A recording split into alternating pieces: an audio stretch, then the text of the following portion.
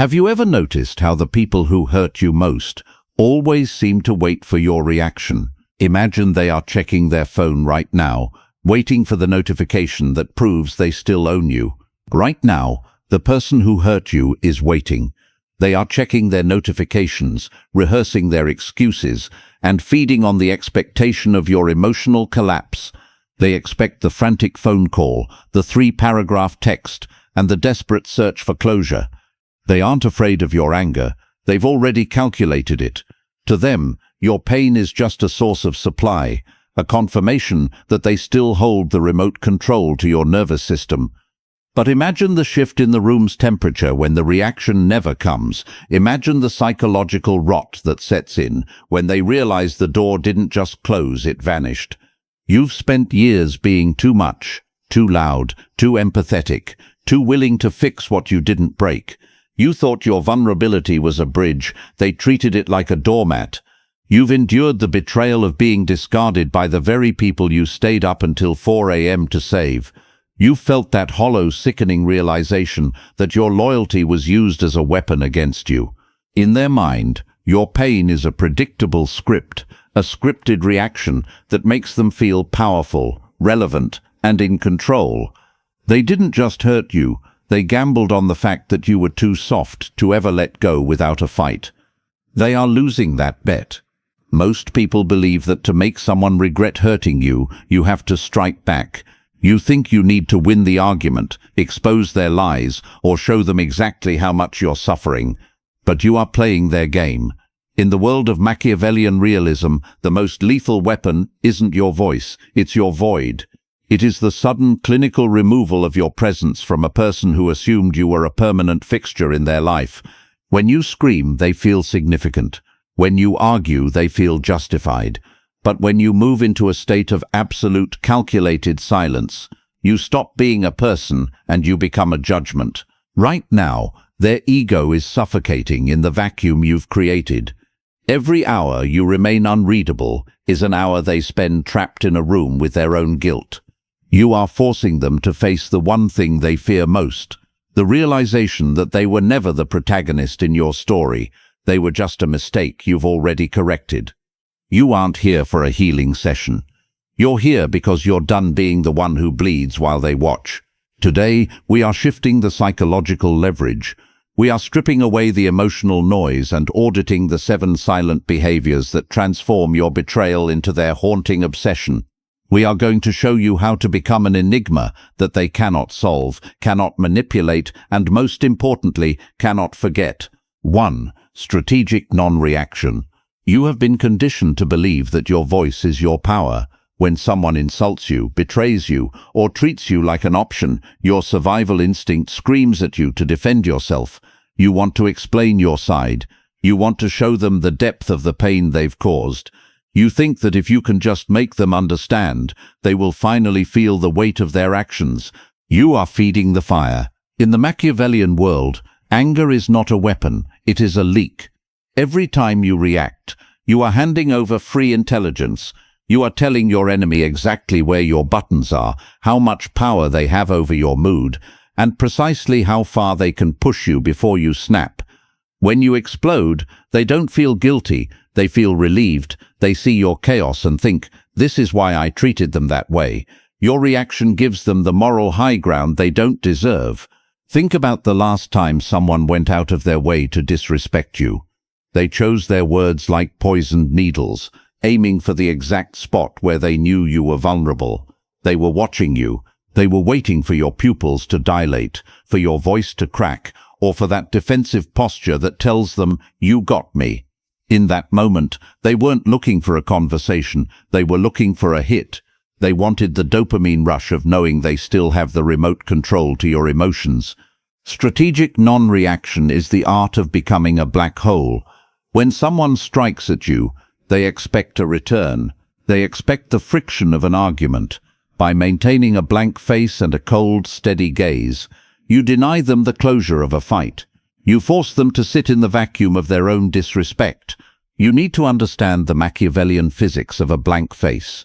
When you look at a person who is trying to provoke you, and you offer them nothing, you become a black hole. Human beings have a psychological need for feedback. When they throw a stone into a well, they need to hear the splash. If they don't hear it, they panic. They start to wonder if the well is deeper than they thought. They begin to overperform, they talk more, they make more mistakes, and eventually they expose their own desperation just to get a rise out of you. By observing with total stillness, you move from the defendant to the judge. You aren't taking the high road. You are conducting a clinical audit of their instability. You are letting them realize that their best weapons are useless against your new armor. Their regret doesn't start with your words. It starts with the terrifying realization that they no longer know how to hurt you. 2. The exit without warning. You've been taught that you owe people an explanation. You think that closure is a conversation you have with someone before you leave their life. You've spent hours drafting the perfect final text, explaining why you're hurt, why you're leaving, and what they did wrong. You think you're being mature. You think you're being the bigger person. You are actually begging. When you explain your departure, you are asking for permission to leave. You are giving them one last chance to manipulate you, to gaslight you, or to pull you back in with a fake apology. The most common mistake you make when you've been hurt is seeking closure. You want to sit them down. You want to explain why what they did was wrong. You want to show them the depth of your pain in hopes that they will finally understand. Stop. Closure is not a mutual agreement. It is a luxury that you are currently handing to your enemy. When you explain yourself, you are giving them the blueprint to your mind. You are telling them exactly how to manipulate you in the future. The exit without warning is the most aggressive form of self-respect. It is the decision to vanish without a single word of justification. No final text. No "we need to talk." No explanation of your boundaries. You simply stop being available to a manipulator or someone who took you for granted. Your presence was a constant they assumed they owned. They believed that if they crossed the line, there would be a discussion where they could gaslight you back into place. By exiting without warning, you deny them the opportunity to lie. You leave them in a state of unresolved tension. The human brain hates an unfinished story. By depriving them of a final scene, you force their mind to play your absence on a loop. They will spend their nights wondering if you found out a secret, if you've moved on to someone better, or if you've simply decided they aren't worth the breath it takes to say goodbye. Silence is the only closure that leaves the other person in a cage of their own making. You haven't just left the room, you've left them with a permanent question they can never answer. You aren't being ghosted, you are conducting a security revocation. You have decided that their behavior has reached a threshold where they no longer deserve the data of your thoughts. You don't owe a thief an explanation for why you changed the locks. You don't owe a traitor a final meeting to discuss the betrayal. You simply vanish. This leaves them in a state of unresolved tension, which is a psychological torture far worse than any insult you could shout. You are reclaiming your time, your energy, and your mystery in one cold, decisive strike. You have learned how to deny them your reaction and how to vanish without leaving a trail. You have taken back the remote control, but survival is only the first step. To truly make them feel the weight of what they've lost, you have to change the way you exist in their world. There is a way to interact with someone that is more painful than total silence, a way of being present that makes them feel completely invisible. It is a social downgrade so severe that it strips away their ego in every single interaction. 3. Polite distance. You think that being cold means being rude. You think that if you want to show someone they've lost you, you have to be mean, sarcastic, or visibly angry. You've tried the cold shoulder, but it always looks like you're pouting. You've tried the silent treatment, but it just makes you look like you're waiting for them to apologize. In both cases, you are still reacting to them. You are still centered on their behavior. You've been told that being cold is a weakness. You've been told that if you're hurt, you should either forgive completely or cut them off entirely. But there is a middle ground that is far more agonizing for the person who disrespected you. It is a state of psychological exile where they are close enough to see you, but too far to ever touch your soul again. Polite distance is the surgical removal of intimacy while maintaining the appearance of civility. When you use polite distance, you stop being hurt and you start being professional. You treat the person who betrayed you exactly like you would treat a stranger at a bus stop or a distant clerk at a government office. You are kind, you are civil, you are brief, you use words like thank you, please, and have a good day. But you offer nothing else. No personal details, no inside jokes, no shared glances, no warmth. You have removed the friend or partner mask and replaced it with a colleague mask. Think about how this feels for the person on the receiving end. They are used to having access to your soul. They are used to knowing your secrets and feeling your heat. When you respond to their probing questions with a polite, "I'm doing well, thank you," and then immediately turn back to your work, you are telling them that they have been evicted from your life. You aren't fighting them. You are reclassifying them. The pain of polite distance comes from the realization that they are no longer significant enough to be hated. Hatred requires passion. Hatred requires energy. By being politely distant, you are signaling that you no longer have any energy to waste on them. You have moved them from your inner circle to the general public. This is the customer service of the soul. You are essentially saying, "I see you, but I no longer perceive you as a human being worthy of my focus." By being polite, you remove their ability to call you the villain. If you're mean, they can play the victim. If you're perfectly chillingly polite, they have nothing to grasp. They are left grasping at the air where your intimacy used to be. You have officially moved them from a person of interest to a non-player character in your life. Imagine the frustration they feel when they try to bait you into the old drama, and you respond with a calm, "That's interesting. Well, I have to get going. Take care." They are left reaching for a person who no longer exists. By being politely distant, you create a perimeter that they cannot breach. You are in control of the proximity. You are the one who decides when the conversation ends. You have reclaimed your peace, not by running away, but by standing right in front of them and showing them that they are now a stranger in your world. This is how you make them regret hurting you, not by hurting them back, but by showing them that their presence in your life is now entirely optional and fundamentally irrelevant. You have learned how to demote them without saying a word. You have turned your warmth into a wall of civility that they cannot climb. They are starting to feel the chill of being a stranger in your world. But while they are focused on why you've changed, you need to be focused on where you're going. There is a way to make their regret permanent. A way to ensure that when they eventually look back at you, they realize they didn't just lose a person, they lost a powerhouse. Most people announce their goals because they want the likes and the temporary validation. They want people to know they're working on themselves. 4. Private evolution, the dark horse. You have a habit of wanting people to see your growth. When you start going to the gym, when you land a better job, or when you finally start fixing your life, you feel a desperate urge to post it. You want the person who hurt you to see that you're doing better. You want to win the breakup or the fallout by showing off your highlight reel. You think that by broadcasting your success, you are proving your worth to the people who discarded you. You are actually handing them the remote control to your life.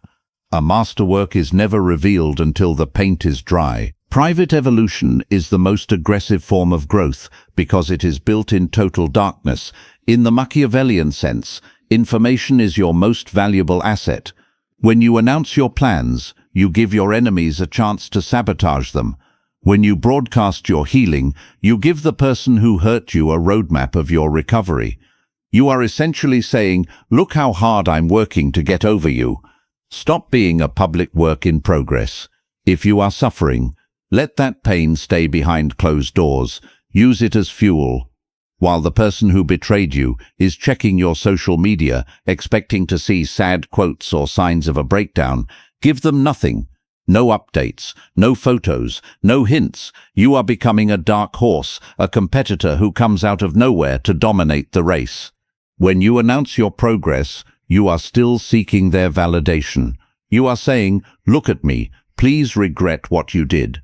You are giving them a front row seat to your development, which allows them to rationalize your success. or find new ways to minimize it. Private evolution is the Machiavellian counterstrike. It is the discipline of becoming a dark horse, a competitor who comes out of nowhere to dominate the field because they spent their off-season in total shadows. Think about the psychological impact on someone who hasn't heard from you in 6 months. They assume you're still the same person they broke. Then they see you at an event or hear from a third party that you've doubled your income, changed your physique, and moved into a higher social circle. The shock of that transition is a physical blow to their ego. They realize they've lost access to a version of you they don't even recognize. By evolving in private, you aren't just moving on, you are rewriting your worth while they were busy looking at an empty seat. You are winning a war they didn't know you were fighting. 5. Emotional immunity. They know exactly which buttons to press. They know that if they send a specific type of text, or mention a certain name, or accidentally show up at your favorite spot, you will spiral. They treat your emotions like a piano, and they've spent years learning how to play the song that makes you feel small.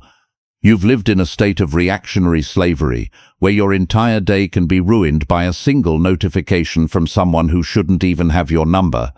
Emotional immunity is the moment you remove the buttons. In a power struggle, the person who cares the least wins. This isn't about being a robot. It's about strategic detachment. You have to realize that their provocations are not personal attacks. They are status tests. They are checking to see if they still have a hook in your nervous system. Every time you get upset, every time you defend yourself, and every time you cry, you are failing the test. You are telling them, yes, you still own me. To achieve emotional immunity, you must adopt the I-See protocol. When they try to bait you with a dramatic accusation or a subtle insult, you look at the situation clinically. Instead of reacting with heat, you respond with cold, dry observation. If they send a toxic message, you don't block them in a fit of rage that shows you care. You simply leave it on read for 3 days, then respond with noted. You are training them to realize that their weapons no longer have an edge. Imagine their frustration when they launch a psychological missile at you, expecting a massive explosion, and it just hits a wall of total indifference. They will try harder. They will get louder. They will get more desperate. And that is exactly when they lose. By maintaining your composure, you force them to escalate until they look insane, while you remain the only adult in the room.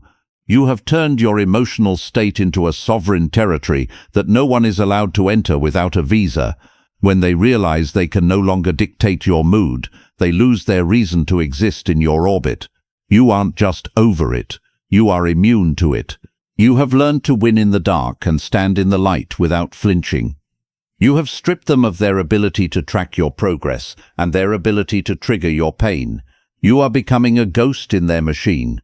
But there is still one final cord that needs to be cut, the cord of dependency.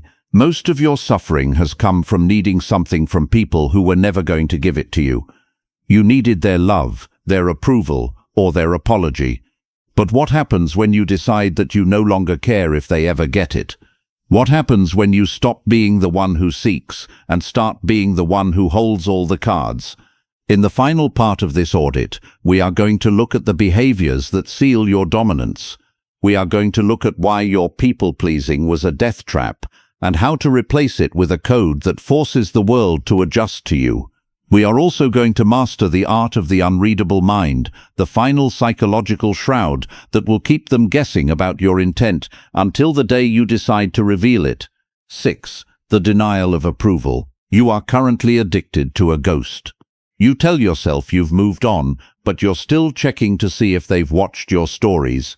You're still rehearsing arguments in the shower where you finally win and they finally admit they were wrong. You are waiting for an apology that is never coming, and in doing so, you have given them the highest position of power in your life, the judge. As long as you want them to be sorry, they own you. Most people who hurt you do it because they believe they are the main character, and you are just a supporting role designed to validate them. They expect you to keep orbit. They expect you to keep seeking their okay, their sorry, or their understanding. The denial of approval is the moment you stop being a satellite. It is the cold, clinical decision to stop caring whether they understand your pain or not. You realize that their opinion of you is none of your business. Think about the trap of the explanation. You feel the urge to tell them exactly how they messed up. You think you're being strong by standing up for yourself. You aren't. You are auditioning for their empathy. You are asking them to agree that you are right. But a person who was comfortable hurting you will never give you the satisfaction of a sincere apology. They will use your need for justice to keep you trapped in a loop of frustration. The Machiavellian move is to withdraw the need for their agreement entirely. You stop explaining. You stop correcting their lies about you. If they want to believe you're the villain, let them. If they want to think you failed, let them. Your peace is more valuable than their perspective. When you stop seeking their approval, you become a static variable, something they can no longer influence. They will panic when they realize that their disapproval no longer makes you flinch. They used to be the person who could make or break your day. Now, they are just a background noise you've learned to tune out. By denying them the power to forgive you or validate you, you have effectively erased their authority. You have stopped being a useful tool and started being a sovereign. Think about the last time you felt good because they gave you a crumb of kindness, or destroyed because they gave you a look of contempt. You are a puppet on a string, dancing for someone who has already proven they don't have your best interests at heart. Why are you giving a traitor the power to define your reality? Machiavelli noted that it is better to be feared than loved, but there is something even more potent, being indifferent to their judgment. When you decide that their approval is worthless, that it has zero market value in the economy of your life, the strings snap. You stop explaining yourself. You stop trying to prove your success. You stop looking for their face in the crowd. This is the ultimate no. You aren't just saying no to their presence. You are saying no to their authority. When they realize that you no longer care if they love you, hate you, or understand you, they lose their anchor. A person who seeks no one's permission is a person who cannot be governed. Every time you choose your own silence over a final argument, you are winning. Every time you realize that you don't need them to see the truth for the truth to be real, you are reclaiming your soul. You aren't agreeing to disagree. You are simply ending the contract. You are showing them that you have found a source of value that has nothing to do with them, and nothing makes a manipulator regret their actions more than realizing they have lost the power to even be noticed. You have broken the need for their validation. You have stopped asking for permission to be right. You are standing on your own 2 feet, looking at the world through eyes that no longer seek an audience. You are almost finished, but there is one final layer of the armor. It is the behavior that turns you into a psychological ghost, a move that makes it impossible for them to ever figure you out again. Right now, they think they know your type. They think they know how you think. 7. The unreadable mind. The final step in your evolution is the most dangerous for those who once felt they understood you. Most people, even after they've been hurt, leave breadcrumbs. They post a sad song to their story. They vent to mutual friends, or they let their bitterness leak out through a cryptic post. They want to be understood. They want the person who hurt them to see that they are still being thought about. You are going to give them total darkness. The unreadable mind is the state of becoming a closed system. It is the moment you stop explaining, stop leaking, and stop existing in their data field. When you are unreadable, you are unpredictable, and in the world of power, unpredictability is the ultimate source of fear. By refusing to let your internal state be seen, you force the person who hurt you to fill that silence with their own worst insecurities. They will begin to wonder if you've forgotten them, if you're planning a move, or most devastatingly, if you ever truly cared at all. Think about the psychological torture of silence. When you stop explaining your motives, when you stop justifying your actions, and when you stop sharing your why, people stop seeing a person and start seeing a threat. They begin to project their own insecurities into the vacuum you've created. If they see you succeed, they'll wonder how you did it. If they see you leave, they'll wonder who you're going to. If they see you fail, they'll wonder if it's a trap. By being unreadable, you turn their own imagination into a weapon that works in your favor. The person who hurt you is currently banking on their knowledge of you. They think they know your type, they think they know your limit, and they think they know exactly how you'll respond to their next move. Break the pattern. When you enter a room, be the observer, not the performer. Let your eyes move faster than your lips. When they ask a probing question, respond with a slight smile and a perhaps or we'll see. Never confirm, never deny, never explain. This is the ultimate form of psychological dominance. You are forcing them to live in a state of permanent limbo. They will spend years replaying their interactions with you, trying to decode a message that isn't there. They will agonize over whether you ever actually cared, or if you were just playing a deeper game than they could fathom. Your silence becomes a mirror that reflects their own incompetence back at them. You haven't just moved on. You've ascended to a level of psychological complexity that makes their manipulation look like a child's toy. You are no longer a victim seeking justice. You are an architect of a new reality where you are the only one with the floor plans. This is where the audit concludes. You have transitioned from a person who was acted upon to a person who acts with intent. You have mastered the 7 behaviors that don't just handle disrespect, they make it a liability for the person who dared to offer it. You are no longer the one waiting for the phone to ring or for the apology to arrive. You have realized that the only closure you will ever need is the cold, hard realization that you are sovereign. You've stayed through the entire audit. That says more about your character than any words could. It proves you have the rare capacity to look at the cold reality of human nature without flinching. Most people want the soft version of this story, the one where everyone apologizes and things go back to normal. You chose the harder truth, that respect is earned through the threat of your absence, and power is maintained through the control of your silence. If this audit has resonated with you, if you feel the shift in your own psychology, then it's time to seal the connection. Like the video and subscribe. This isn't just about supporting a channel, it's about aligning your feed with the mindset you've just adopted. It's about ensuring that the next time life tries to bait you into a reaction, you have the reminder you need to stay in control. For those of you who realize that this is only the surface, those who want to go deeper into the mechanics of influence, social dominance, and the dark psychology of survival, the inner circle is open. By joining our membership, you aren't just supporting the work, you are gaining access to the high-level debriefs and strategic insights that the general public is too fragile to handle. It is the difference between watching the game from the stands and owning the playbook. The choice to stay outside and hope for the best is always there.